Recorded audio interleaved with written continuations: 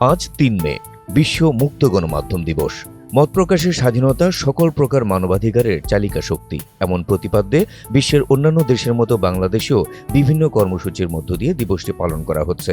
১৯৯১ সালে ইউনেস্কোর ২৬তম সাধারণ অধিবেশনের সুপারিশ মোতাবেক ১৯৯৩ সালে জাতিসংঘের সাধারণ সভায় তারিখটিকে ওয়ার্ল্ড প্রেস ফ্রিডম ডে অথবা বিশ্ব মুক্ত গণমাধ্যম দিবসের স্বীকৃতি দেওয়া হয়। সাংবাদিকতার স্বাধীনতা ও মুক্ত গণমাধ্যম প্রতিষ্ঠার মৌলিক নীতিমালা অনুসরণ, বিশ্বব্যাপী গণমাধ্যমের স্বাধীনতার মূল্যায়ন, স্বাধীনতায় হস্তক্ষেপ প্রতিহত করার শপথ গ্রহণ এবং পেশাগত দায়িত্ব পালনকালে ক্ষতিগ্রস্ত ও জীবনদানকারী সাংবাদিকদের স্মরণ ও তাদের স্মৃতির প্রতি সম্মান ও শ্রদ্ধা জ্ঞাপন করা হয় দিবসটিতে।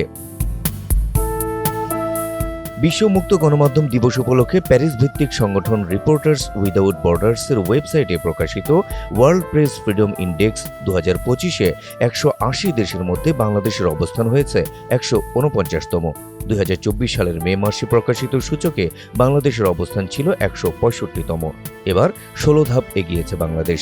রিপোর্টার্স উইদাউট বর্ডার্সের প্রতিবেদন অনুযায়ী এবছর মুক্ত সংবাদ মাধ্যমের বিবেচনায় ১০০ নম্বরের মধ্যে বাংলাদেশ পেয়েছে ৩৩.৭১, যা গত বছর অর্থাৎ ২০২৪ সালে ছিল ২৭.৬৪।